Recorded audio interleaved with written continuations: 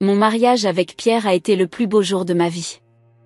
Je me souviens encore de son sourire radieux lorsque nous avons échangé nos vœux, de la joie qui illuminait le visage de nos invités, et de l'atmosphère chaleureuse qui régnait dans la salle de réception. Cependant, ce bonheur allait bientôt être assombri par une présence que je n'avais pas anticipée, ma belle-mère, Simone. Dès le début de notre relation, j'avais remarqué que Simone était une femme exigeante et perfectionniste. Lors de nos premières rencontres, elle m'avait scruté de la tête aux pieds, comme si elle cherchait le moindre défaut. Mais je n'aurais jamais imaginé à quel point sa présence allait devenir oppressante dans ma vie de jeune mariée. Les premiers signes sont apparus lors de notre emménagement. Pierre et moi avions décidé de nous installer dans une petite maison de banlieue, pas très loin de chez ses parents. Simone s'était proposée de nous aider à nous installer, une offre que nous avions acceptée avec gratitude. Mais dès son arrivée, les critiques ont commencé à pleuvoir. « Marie, tu appelles ça rangé ? Les assiettes devraient être empilées par taille, pas comme ça », m'a-t-elle lancé alors que je déballais la vaisselle. J'ai essayé de ne pas y prêter attention, me disant qu'elle voulait simplement nous aider à notre façon. Mais les remarques n'ont cessé de s'accumuler au fil des heures. « Tu as vu l'état de ces rideaux ? Ils auraient besoin d'un bon repassage, cette poussière sur les étagères, c'est inadmissible, tu comptes vraiment laisser ces livres en désordre ? » À la fin de la journée, j'étais épuisée, non pas par le déménagement en lui-même, mais par le flot incessant de critiques. Pierre, occupé à monter les meubles, n'avait rien remarqué, ou du moins, faisait semblant de ne rien voir. Les semaines suivantes n'ont fait que confirmer mes craintes.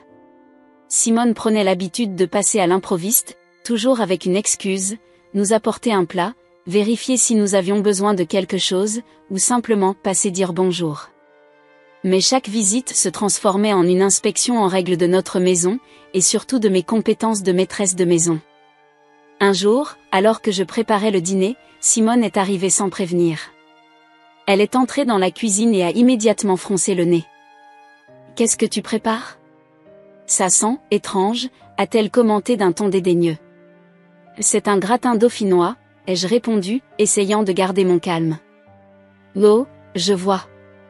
Pierre adore mon gratin dauphinois. Je devrais peut-être te donner ma recette.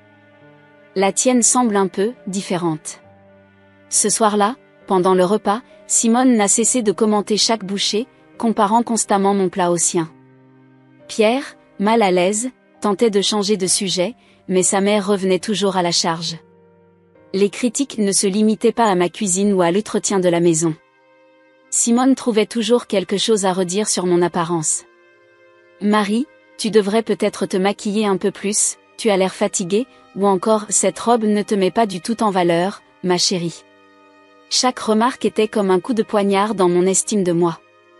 J'ai essayé d'en parler à Pierre, mais il minimisait toujours la situation.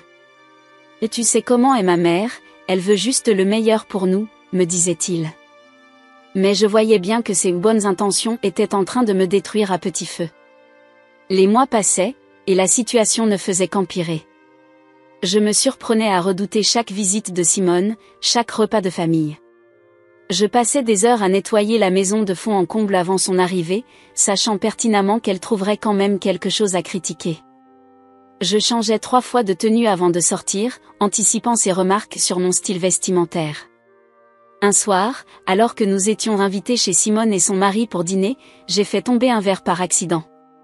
Le bruit du verre se brisant sur le sol a été suivi d'un silence pesant. Simone m'a regardé avec un mélange de déception et de mépris. Et décidément, Marie, tu ne sais rien faire correctement. Comment Pierre peut-il supporter une telle maladresse ?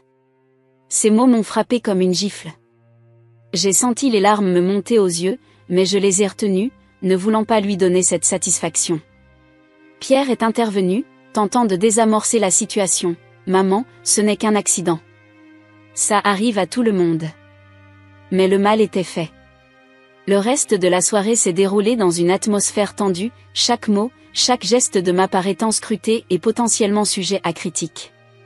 Cette situation constante de jugement et de dévalorisation commençait à affecter sérieusement mon bien-être mental. Je me surprenais à douter de moi-même pour les choses les plus simples. Étais-je vraiment une si mauvaise épouse ? Une femme si peu digne de Pierre ? Ces pensées tournaient en boucle dans ma tête, m'empêchant de dormir la nuit. J'ai commencé à perdre du poids, l'anxiété me coupant l'appétit. Mes amis ont remarqué que je devenais plus renfermée, moins souriante. Mais j'avais du mal à leur expliquer la situation. Comment leur faire comprendre que ma belle-mère était en train de me détruire à petit feu, sans passer pour une drama queen ou une épouse ingrate? Un jour, alors que je faisais les courses, j'ai croisé une ancienne amie du lycée, Sophie. Elle m'a tout de suite remarqué que quelque chose n'allait pas. « Marie, tu as l'air épuisée. Est-ce que tout va bien ?» J'ai essayé de sourire, de prétendre que tout allait bien, mais les larmes ont commencé à couler malgré moi. Là, au milieu du supermarché, j'ai tout déballé à Sophie. Les critiques incessantes, les remarques blessantes, le sentiment constant de ne pas être à la hauteur. Sophie m'a écoutée attentivement, puis m'a prise dans ses bras. « Marie, ce que tu vis n'est pas normal. Ce n'est pas de la bienveillance, c'est de la maltraitance psychologique. » Ces mots ont résonné en moi. Pour la première fois, quelqu'un mettait des mots sur ce que je ressentais. Ce n'était pas moi qui étais inadéquate, c'était le comportement de Simone qui était toxique. Cette conversation avec Sophie a été un déclic. J'ai réalisé que je ne pouvais pas continuer ainsi, que je devais agir pour mon bien-être et pour sauver mon mariage. Mais comment affronter Simone? Comment faire comprendre à Pierre la gravité de la situation? Je savais que le chemin serait long et difficile, mais pour la première fois depuis longtemps, je sentais une lueur d'espoir. Je n'étais plus seule face à cette situation, et j'étais déterminée à ne plus laisser Simone me traiter comme une moins que rien. La situation avec Simone était déjà difficile à gérer, mais les choses ont pris une tournure encore plus compliquée lorsque Catherine, l'épouse du frère de Pierre, est entrée dans la famille. Dès le premier jour, il était évident que Simone la considérait comme la belle-fille parfaite, l'incarnation de tout ce que je n'étais pas à ses yeux. Je me souviens encore de la première fois que j'ai rencontré Catherine. C'était lors d'un dîner familial organisé pour célébrer les fiançailles de Laurent, le frère de Pierre. Catherine est arrivée, rayonnante dans une robe élégante, ses cheveux parfaitement coiffés. Simone s'est immédiatement précipitée pour l'accueillir, l'enlaçant chaleureusement. « Oh, Catherine! Quelle joie de te voir! Cette robe te va à merveille, ma chérie », s'est exclamée Simone, avant de se tourner vers moi avec un regard désapprobateur. « Marie, tu aurais pu faire un effort pour t'habiller un peu plus élégamment pour l'occasion. » Ce commentaire m'a blessée, mais ce n'était que le début. Tout au long de la soirée, Simone n'a cessé de faire l'éloge de Catherine, soulignant chacune de ses qualités tout en pointant subtilement mes défauts. « Catherine, j'ai entendu dire que tu étais une excellente cuisinière. Il faudra que tu donnes quelques conseils à Marie, la pauvre a encore du mal avec les bases », a-t-elle lancé pendant le repas, provoquant un silence gêné autour de la table. Au fil des semaines et des mois, les comparaisons sont devenues de plus en plus fréquentes et douloureuses. Chaque réunion de famille se transformait en une compétition dont j'étais invariablement la perdante. Catherine excellait dans tout ce que Simone valorisait, elle était une hôtesse parfaite, une cuisinière talentueuse, et avait une carrière brillante dans le marketing. Un dimanche, alors que nous étions tous réunis pour le traditionnel déjeuner dominical chez Simone, j'ai décidé d'apporter un gâteau que j'avais passé des heures à préparer. J'espérais secrètement impressionner ma belle-mère et peut-être, pour une fois, recevoir un compliment. Lorsque j'ai posé le gâteau sur la table, Simone l'a à peine regardé avant de s'exclamer « Oh, Catherine! Tu as apporté ces délicieux macarons dont tu as le secret. Marie, ma chérie, tu peux ranger ton gâteau dans la cuisine. Nous aurons bien assez avec les macarons de Catherine. » J'ai senti mon cœur se serrer. Pierre, assis à côté de moi, a pressé ma main sous la table en signe de soutien, mais n'a rien dit. Son silence, bien qu'il se voulait réconfortant, ne faisait qu'accentuer mon sentiment d'isolement. Les comparaisons ne se limitaient pas à la sphère domestique. Simone trouvait toujours un moyen de valoriser la carrière de Catherine tout en dénigrant la mienne. « Catherine vient d'obtenir une promotion. N'est-ce pas merveilleux ?» annonçait-elle fièrement lors d'un dîner. Puis, se tournant vers moi, « Et toi, Marie ? Toujours dans ton petit cabinet d'avocat ? Tu ne penses pas qu'il serait temps de viser plus haut ?» Ces remarques constantes commençaient à affecter sérieusement mon estime de moi. Je me surprenais à me comparer sans cesse à Catherine, essayant désespérément de trouver un domaine dans lequel je pourrais exceller. Mais quoi que je fasse, cela ne semblait jamais suffisant aux yeux de Simone. Un jour, alors que je rentrais du travail, épuisé après une longue journée au tribunal, j'ai trouvé Pierre en grande conversation avec sa mère dans notre salon. « Va, Marie. Tu tombes bien », m'a lancé Simone dès que j'ai franchi la porte. Je disais justement à Pierre que Catherine et Laurent envisagent d'avoir un enfant. N'est-il pas temps pour vous aussi de penser à fonder une famille ? Catherine ferait une mère merveilleuse, j'en suis sûre. Et toi, eh bien, je suppose que tu pourrais apprendre. Cette remarque a été la goutte d'eau qui a fait déborder le vase. J'ai senti la colère monter en moi, mêlée à une profonde tristesse. Comment pouvait-elle être si cruelle ? Comment pouvait-elle ignorer à quel point ces paroles me blessaient ? Et Simone, ai-je commencé, la voix tremblante, Mais avant que je puisse finir ma phrase, Pierre est intervenu. Maman, je pense qu'il est temps que tu rentres. Marie et moi avons des choses à discuter. Une fois Simone partie, j'ai éclaté en sanglots.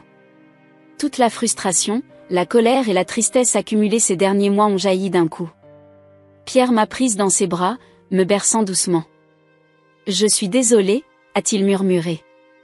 Je n'avais pas réalisé à quel point la situation était devenue insupportable pour toi. Cette nuit-là, Pierre et moi avons eu une longue conversation. Je lui ai ouvert mon cœur, lui expliquant en détail comment le comportement de sa mère et les comparaisons constantes avec Catherine me faisaient sentir. Pour la première fois, j'ai vu dans ses yeux qu'il comprenait vraiment l'ampleur du problème. « Je vais parler à ma mère », m'a-t-il promis. Ce qu'elle fait n'est pas juste, et ça ne peut plus continuer. Malgré cette promesse, je savais que le chemin serait long. Les habitudes de Simone étaient profondément ancrées, et Catherine restait à ses yeux la belle-fille idéale. Mais pour la première fois depuis longtemps, je sentais que je n'étais plus seule dans cette bataille. Les semaines suivantes ont été un mélange de haut et de bas. Pierre a effectivement parlé à sa mère, lui expliquant à quel point son comportement était blessant. Simone a semblé surprise, prétendant qu'elle ne faisait que plaisanter et que je prenais les choses trop à cœur. Mais Pierre a tenu bon, insistant sur le fait que ces plaisanteries devaient cesser. Malgré cela, les comparaisons avec Catherine n'ont pas complètement disparu. Elles étaient peut-être moins fréquentes, moins directes, mais toujours présentes. Un regard, un soupir, un compliment à Catherine suivi d'un silence éloquent à mon égard. Simone avait simplement changé de tactique. J'ai commencé à me questionner sur ma place dans cette famille. Étais-je vraiment faite pour être l'épouse de Pierre ? Pourrais-je un jour être acceptée par Simone ? Ces questions tournaient en boucle dans ma tête, m'empêchant de dormir la nuit. Un soir, alors que nous étions invités chez Laurent et Catherine pour dîner, j'ai surpris une conversation entre Catherine et Simone dans la cuisine. Catherine semblait mal à l'aise. « Et Simone, disait-elle d'une voix douce mais ferme, je sais que vous m'appréciez beaucoup, et j'en suis flattée. Mais je ne suis pas à l'aise avec la façon dont vous traitez Marie. Elle fait de son mieux, et vos comparaisons constantes sont injustes et blessantes. » J'ai retenu mon souffle, attendant la réaction de Simone. Allait-elle se mettre en colère ? Nier ? À ma grande surprise, il y a eu un long silence, puis j'ai entendu un soupir. « Tu as peut-être raison, Catherine », a finalement répondu Simone d'une voix fatiguée. Je ne réalisais pas que c'était si évident. Je suppose que j'ai du mal à lâcher prise sur mon fils. Cette conversation m'a donné un nouvel espoir. Non seulement Catherine n'encourageait pas le comportement de Simone, mais elle prenait ma défense. Et plus important encore, Simone semblait enfin prendre conscience de son comportement. Cependant, je savais que le chemin vers une relation saine avec ma belle-mère serait encore long. Les années de critiques et de comparaison avaient laissé des cicatrices profondes, et il faudrait du temps pour les guérir. Mais pour la première fois depuis longtemps, je sentais que c'était possible. Avec le soutien de Pierre, la compréhension inattendue de Catherine, et peut-être même un début de prise de conscience de la part de Simone, je commençais à entrevoir un avenir où je pourrais enfin me sentir acceptée et valorisée pour qui j'étais, sans constamment être comparée à une image idéalisée de la belle-fille parfaite. Le jour que je redoutais depuis si longtemps était enfin arrivé, le grand déjeuner familial annuel chez Simone et son mari, Jacques. Chaque année, cet événement rassemblait toute la famille élargie, et chaque année, il se transformait en une véritable épreuve pour moi. Mais cette fois-ci, je sentais que quelque chose allait être différent. L'atmosphère était chargée d'une tension palpable dès notre arrivée. Lorsque Pierre et moi sommes entrés dans la maison, Simone nous a accueillis avec son habituel sourire forcé. « Ah, vous voilà enfin », a-t-elle dit, son regard s'attardant sur ma tenue d'un air critique. « Marie, ma chérie, j'espère que tu as pensé à apporter le dessert comme je te l'ai demandé. » J'ai hoché la tête, serrant le plat contenant le gâteau que j'avais passé des heures à préparer. « Oui, Simone, je l'ai apporté. »« Bien, bien », a-t-elle murmuré, prenant le plat de mes mains sans même y jeter un coup d'œil. « Va donc aider Catherine à dresser la table, veux-tu ?» Le cœur lourd, je me suis dirigée vers la salle à manger où Catherine était déjà en train de disposer les assiettes. Elle m'a adressé un sourire compatissant. « Ne t'en fais pas », m'a-t-elle chuchoté. « Ton gâteau a l'air délicieux. » Pendant que nous finissions de mettre la table, les autres invités sont arrivés, les cousins, les tantes, les oncles. La maison s'est rapidement remplie de conversations animées et de rires. Mais pour moi, chaque minute qui passait était comme un compte à rebours vers une catastrophe imminente. Enfin, Simone a annoncé que le repas était prêt. Nous nous sommes tous installés autour de la grande table, magnifiquement dressée. J'ai remarqué avec un pincement au cœur que Catherine était placée à la droite de Simone, place d'honneur, tandis que j'étais reléguée en bout de table, loin de Pierre. Le repas a commencé, et avec lui, le flot habituel de commentaires de Simone. « Oh, Catherine, ma chérie, tu dois absolument goûter ce plat. C'est une recette que je t'ai promise, tu te souviens ? Marie, passe donc le plat à Catherine, veux-tu ? » J'ai obéi, sentant le regard de Simone me suivre alors que je tendais le plat à Catherine. Chaque geste, chaque mot semblait être scruté, jugé. Au fil du repas, la tension n'a cessé de monter. Simone alternait entre des éloges dithyrambiques pour Catherine et des remarques acerbes à mon égard. « Catherine, ton chemisier est ravissant. Où l'as-tu acheté ? Marie devrait prendre exemple sur ton sens du style. » Je me suis efforcée de garder le sourire, de participer aux conversations, mais chaque commentaire de Simone était comme un coup de poignard. Je pouvais sentir les regards gênés des autres convives, leur malaise face à cette situation. C'est alors que Simone a porté le coup de grâce. Alors que je me levais pour débarrasser les assiettes du plat principal, elle m'a interpellée d'une voix forte. « Marie, puisque tu es debout, tu peux aller chercher le dessert dans la cuisine. Et pendant que tu y es, apporte-nous le café. Tu sais où sont les tasses, n'est-ce pas ? Ou dois-je demander à Catherine de te montrer ? » J'ai senti mes joues s'empourprer de honte. Le silence qui a suivi était assourdissant. Tous les yeux étaient rivés sur moi, attendant ma réaction. J'ai ouvert la bouche pour répondre, mais aucun son n'en est sorti. C'est à ce moment-là que Pierre est intervenu. « Maman, ça suffit », a-t-il dit d'une voix ferme. Marie n'est pas notre domestique. Si quelqu'un doit servir le café, nous pouvons tous le faire à tour de rôle. Simone a semblé surprise par cette intervention. Mais enfin, Pierre, je ne faisais que... Non, maman, l'a coupé Pierre. Ce que tu fais depuis le début de ce repas, c'est humilier Marie. Et ça doit cesser. Un silence pesant s'est abattu sur la table. Les invités semblaient ne plus savoir où se mettre. Catherine a jeté un regard d'encouragement à Pierre, tandis que Laurent, son mari, hochait imperceptiblement la tête en signe d'approbation. Simone, visiblement choquée par la réaction de son fils, a tenté de se justifier, mais voyons, je ne faisais que plaisanter. Marie sait bien que je ne pense pas à mal, n'est-ce pas, ma chérie ? Tous les regards se sont tournés vers moi. J'ai senti une boule se former dans ma gorge. Pendant des années, j'avais gardé le silence, encaissé les remarques, les critiques, les comparaisons. Mais à cet instant précis, quelque chose en moi s'est brisé. Non, Simone, ai-je dit d'une voix tremblante mais déterminée. Ce ne sont pas des plaisanteries. Depuis que je suis entrée dans cette famille, vous n'avez cessé de me rabaisser, de me comparer à Catherine, de me faire sentir que je n'étais pas assez bien pour votre fils. Et ça fait mal. Tellement mal. Les larmes me montaient aux yeux, mais je les ai retenues. Je ne voulais pas lui donner cette satisfaction. J'ai essayé, Simone. J'ai vraiment essayé d'être la belle-fille que vous vouliez. Mais ce n'est jamais assez pour vous, n'est-ce pas? Un silence de plomb est tombé sur la tablée. Simone me regardait, bouche bée, comme si elle me voyait pour la première fois.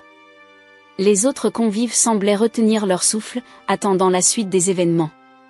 C'est Catherine qui a brisé le silence. Et Simone, a-t-elle dit doucement, Marie a raison. Ce que vous faites n'est pas juste. Marie est une femme merveilleuse, et il est temps que vous le reconnaissiez. Laurent a ajouté, Maman, nous avons tous remarqué comment vous traitez Marie. Ce n'est pas correct. Simone a regardé autour d'elle, cherchant du soutien, mais n'en trouvant pas. Même Jacques, son mari, habituellement silencieux, a secoué la tête d'un air désapprobateur.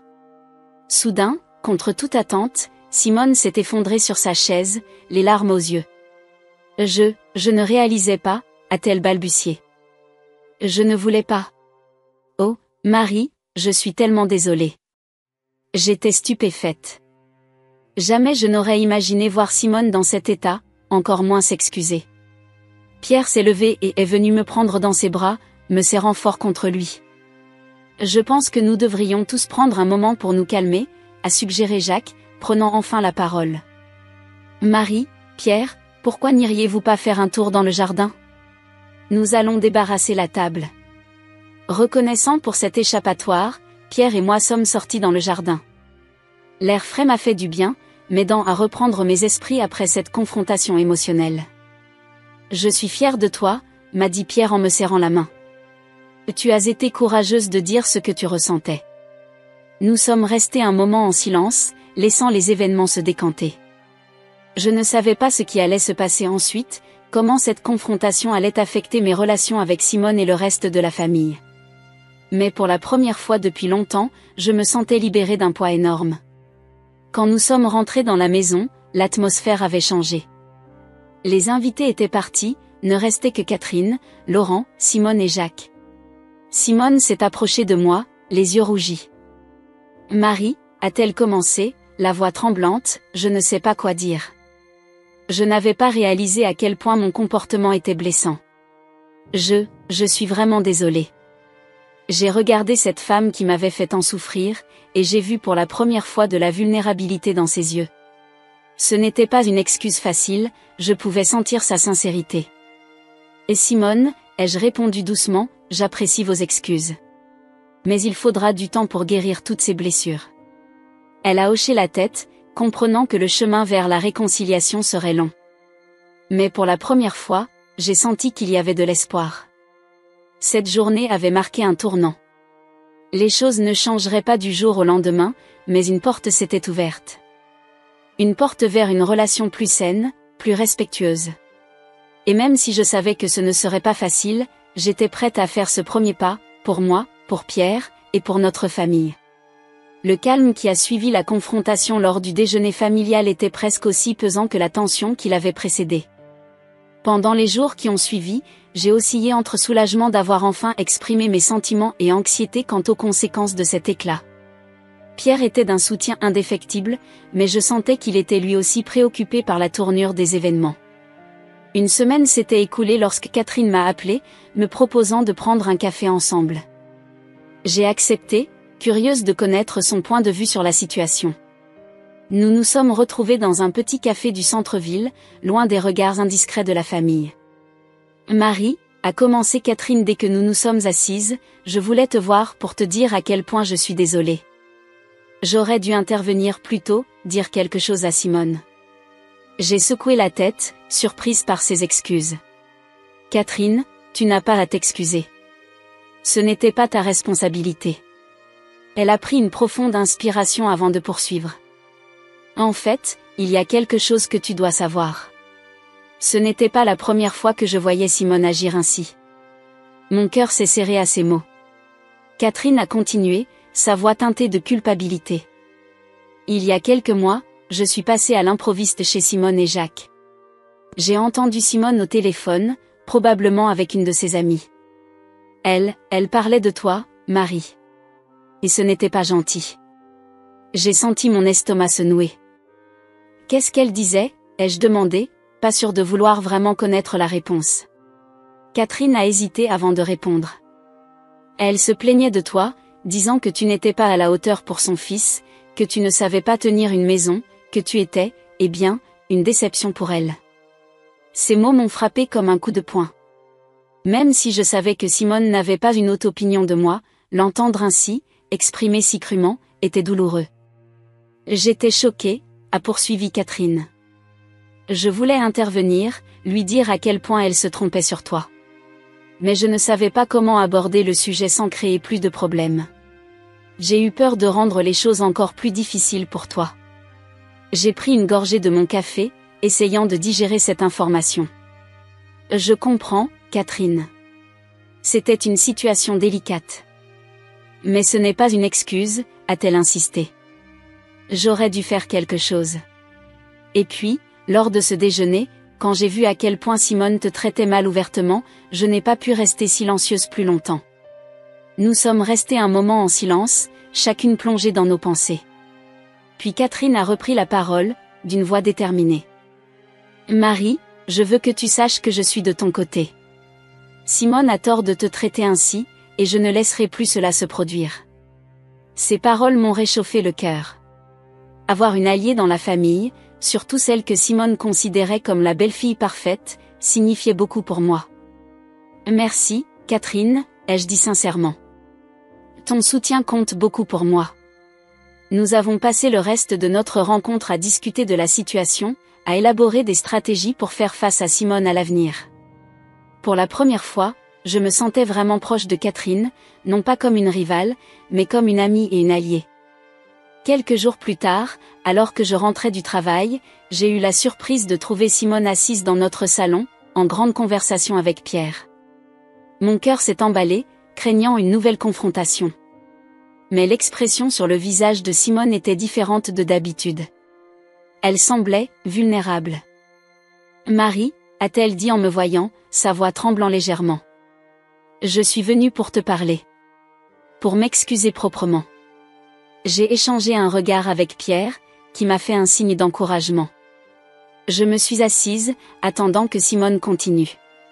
J'ai beaucoup réfléchi depuis ce déjeuner, a-t-elle commencé. J'ai réalisé à quel point mon comportement a été horrible envers toi. Je n'ai pas d'excuse valable, mais je voulais t'expliquer. Elle a pris une profonde inspiration avant de poursuivre. Quand Pierre t'a présenté à nous pour la première fois, j'ai eu peur.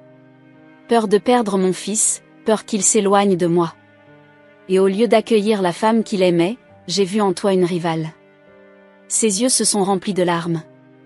Je sais que ça sonne ridicule dit comme ça. Mais cette peur m'a aveuglée. J'ai commencé à chercher des défauts, à te comparer constamment, à essayer de te rabaisser pour me rassurer. C'était mesquin, cruel et totalement injuste envers toi. J'étais stupéfaite par cette confession. Jamais je n'aurais imaginé Simone s'ouvrir ainsi, admettre ses torts de manière si franche. Ce que tu as dit lors du déjeuner, ce que Catherine et les autres ont ajouté, ça m'a ouvert les yeux. J'ai réalisé le mal que je t'ai fait, que j'ai fait à notre famille. Et je suis profondément, sincèrement désolée, Marie. Le silence qui a suivi était chargé d'émotions. Je ne savais pas quoi dire. Une partie de moi voulait accepter ses excuses immédiatement, tourner la page. Mais une autre partie, celle qui avait souffert pendant des années, hésitait. Et Simone, ai-je finalement dit, j'apprécie votre honnêteté et vos excuses. Vraiment. Mais vous devez comprendre que ça ne peut pas effacer des années de douleur en un instant. Il faudra du temps pour reconstruire notre relation. Elle a hoché la tête, les larmes coulant librement sur ses joues. Je comprends, Marie. Je ne m'attends pas à ce que tu me pardonnes immédiatement. Mais je veux que tu saches que je suis prête à faire des efforts. Je veux apprendre à te connaître vraiment, à t'apprécier pour qui tu es, pas pour qui je pensais que tu devrais être. Pierre, qui était resté silencieux jusqu'à présent, est intervenu. Maman, Marie, je suis fière de vous deux. C'est un premier pas vers la guérison de notre famille. Nous avons passé le reste de la soirée à parler, à vider nos cœurs. Simone a partagé ses insécurités, ses peurs de mère.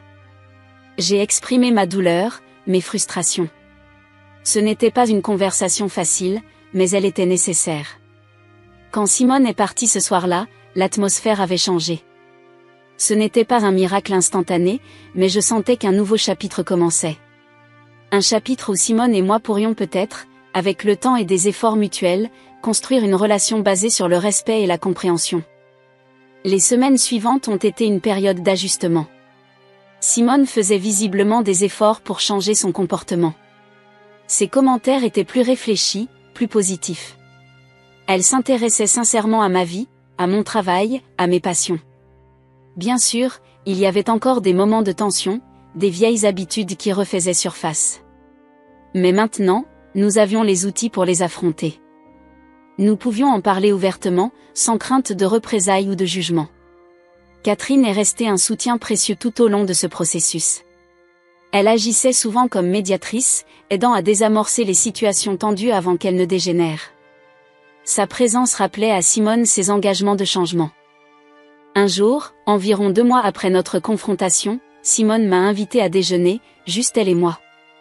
J'étais nerveuse, mais aussi curieuse de voir comment les choses allaient se passer. À ma grande surprise, le déjeuner s'est déroulé dans une atmosphère détendue et chaleureuse. Simone m'a posé des questions sur mon enfance, mes rêves, mes aspirations. Pour la première fois, j'ai senti qu'elle m'écoutait vraiment, qu'elle cherchait à me comprendre. À la fin du repas, elle m'a pris la main et m'a dit « Marie, je sais que j'ai encore beaucoup de chemin à faire. Mais je voulais que tu saches que je suis heureuse que tu fasses partie de notre famille. Pierre a de la chance de t'avoir, et moi aussi. » Ces mots, que j'avais tant espéré entendre pendant des années, m'ont profondément émue. Ce n'était pas la fin de notre parcours, loin de là. Mais c'était un pas important vers une relation plus saine et plus épanouissante. En rentrant chez moi ce jour-là, j'ai réalisé que parfois, il faut une confrontation douloureuse pour ouvrir la voie à la guérison. Notre famille n'était pas parfaite, nous avions encore beaucoup de travail à faire. Mais pour la première fois depuis longtemps, j'avais espoir en l'avenir. Un avenir où je pourrais être moi-même, acceptée et aimée pour qui j'étais, dans cette famille qui était devenue la mienne. Les mois qui ont suivi la confrontation et les excuses de Simone ont été une période de transition et d'ajustement pour toute notre famille. Chaque jour apportait son lot de défis, mais aussi de petites victoires qui nous rapprochaient peu à peu d'une relation plus saine et équilibrée. Simone, fidèle à sa promesse, avait entamé une thérapie pour travailler sur ses problèmes de contrôle et ses insécurités. Elle m'en parlait régulièrement, partageant ses progrès et ses difficultés avec une honnêteté qui m'étonnait encore. « Et tu sais, Marie, me confia-t-elle un jour, ma thérapeute m'a fait réaliser que mon comportement envers toi était en grande partie dû à ma propre relation compliquée avec ma belle-mère. J'ai inconsciemment reproduit le schéma que j'avais vécu. Cette révélation m'a permis de voir Simone sous un nouveau jour. Elle n'était plus seulement la belle-mère tyrannique qui m'avait fait souffrir pendant des années, mais une femme complexe, avec ses propres blessures et ses propres luttes. De mon côté, j'ai aussi entrepris un travail sur moi-même. Avec l'aide d'un psychologue, j'ai commencé à déconstruire les années de doute et d'insécurité que le comportement de Simone avait instillé en moi.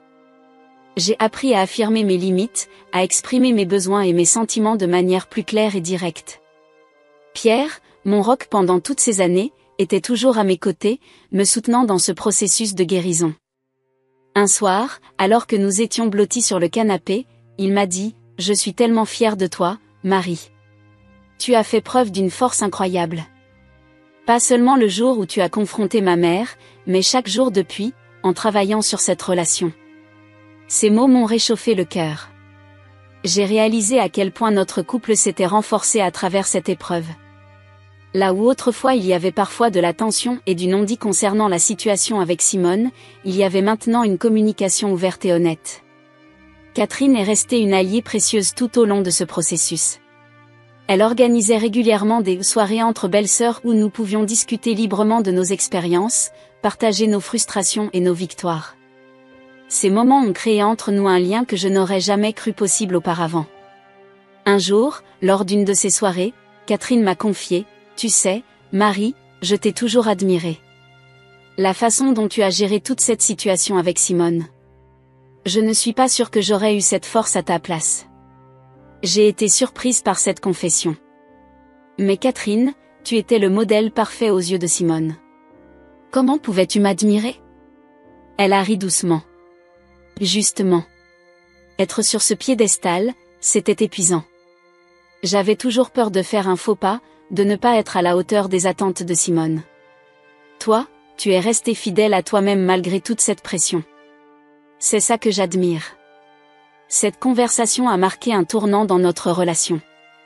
Nous avons réalisé que nous avions toutes les deux souffert, d'une manière différente, de l'attitude de Simone. Cette prise de conscience a renforcé notre complicité et notre détermination à maintenir une dynamique familiale plus saine. Les réunions de famille, autrefois source d'anxiété pour moi, sont progressivement devenues des moments que j'attendais avec impatience. Bien sûr, il y avait encore des moments de tension, des vieilles habitudes qui ressurgissaient parfois. Mais maintenant, nous avions les outils pour les gérer de manière constructive.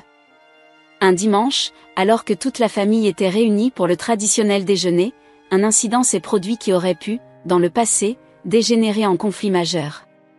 J'avais préparé un nouveau plat, une recette un peu audacieuse que je voulais partager avec tout le monde.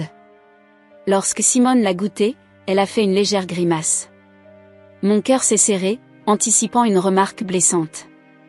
Mais à ma grande surprise, Simone a pris une profonde inspiration, puis a dit « C'est différent de ce à quoi je suis habituée. Mais j'apprécie que tu aies voulu nous faire découvrir quelque chose de nouveau, Marie. Peux-tu m'en dire plus sur cette recette ?» J'ai senti les larmes me monter aux yeux. Ce petit geste, cette volonté de Simone de sortir de sa zone de confort et d'apprécier mon effort plutôt que de le critiquer, signifiait tellement pour moi. J'ai partagé avec enthousiasme l'histoire derrière la recette, et bientôt, toute la table participait à une discussion animée sur la cuisine et les traditions familiales. Ce moment a été une victoire, petite mais significative, dans notre parcours de guérison familiale. Il a montré que le changement était possible, que nos efforts portaient leurs fruits. Quelques mois plus tard, Pierre et moi avons annoncé une nouvelle qui allait à nouveau mettre à l'épreuve notre dynamique familiale, j'étais enceinte. J'appréhendais la réaction de Simone, craignant que cette nouvelle ne réveille ses vieux démons de contrôle et de critique. Lorsque nous avons partagé la nouvelle lors d'un dîner chez Simone et Jacques, j'ai retenu mon souffle, attendant sa réaction. Simone est restée silencieuse pendant un moment, puis ses yeux se sont remplis de larmes. « Oh, Marie, Pierre, c'est merveilleux », a-t-elle dit d'une voix émue. Puis, à ma grande surprise, elle s'est levée et m'a prise dans ses bras. « Je suis tellement heureuse pour vous deux. Et je te promets, Marie, que je serai la meilleure grand-mère possible pour cet enfant. » Dans cette étreinte, j'ai senti des années de tension se dissiper. Ce n'était pas la fin de notre parcours, loin de là. Je savais que l'arrivée d'un bébé apporterait de nouveaux défis, de nouvelles occasions de conflits potentiels. Mais pour la première fois, je me sentais vraiment confiante dans notre capacité à les surmonter ensemble. Les mois de ma grossesse ont été une période de rapprochement inattendu avec Simone. Elle s'est montrée présente et attentionnée, sans être envahissante. Elle m'a partagé des histoires de sa propre grossesse, des conseils, toujours en prenant soin de préciser « Mais c'est toi qui décides, Marie. Tu seras une mère merveilleuse à ta façon. » Le jour de la naissance de notre fille, Élodie, a été un moment de pur bonheur.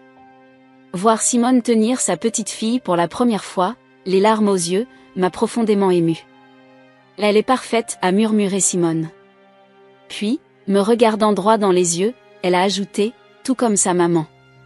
Ces mots, si simples mais si significatifs, ont scellé la transformation de notre relation. Nous avions parcouru un long chemin, Simone et moi, de l'animosité à l'acceptation, et finalement à une véritable affection. Les années qui ont suivi n'ont pas toujours été faciles. Il y a eu des désaccords, des moments de tension, notamment sur des questions d'éducation. Mais nous avions appris à communiquer, à nous écouter mutuellement, à trouver des compromis. Notre histoire est devenue un témoignage du pouvoir de la persévérance, de l'honnêteté et du pardon. Aujourd'hui, quand je regarde notre famille réunie, Pierre, Élodie, Simone, Jacques, Catherine, Laurent et leurs enfants, je suis remplie de gratitude. Nous avons traversé des tempêtes, mais nous en sommes sortis plus forts, plus unis. J'ai appris que les relations familiales sont un travail constant, qu'elles nécessitent de la patience, de l'empathie et parfois, le courage de confronter des vérités difficiles. Mais j'ai aussi appris que l'amour, le vrai, peut surmonter même les défis les plus ardus. Notre histoire n'est pas parfaite. Elle est faite de hauts et de bas, de moments de joie intense et de déception. Mais c'est notre histoire, une histoire de rédemption, de croissance et d'amour inconditionnel. Et chaque jour, en voyant le sourire de ma fille, l'amour dans les yeux de Pierre, et l'affection sincère dans ceux de Simone, je sais que chaque larme, chaque confrontation, chaque moment difficile en valait la peine. Car au final, c'est ça, une famille. Ce n'est pas la perfection, ce n'est pas l'absence de conflit. C'est la volonté de traverser les tempêtes ensemble, de grandir à travers les épreuves, et de s'aimer malgré les imperfections. Et dans cette définition,